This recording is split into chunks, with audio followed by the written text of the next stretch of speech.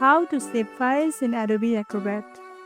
First, open your browser and go to acrobat.adobe.com and log into your account.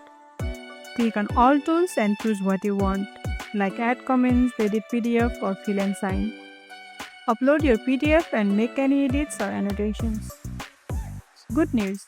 Adobe Acrobat Web auto-saves your work to the cloud while you are editing. You will notice a small message that says All changes saved at the top. That's your confirmation. To save it to your computer, look at the three dots in the top.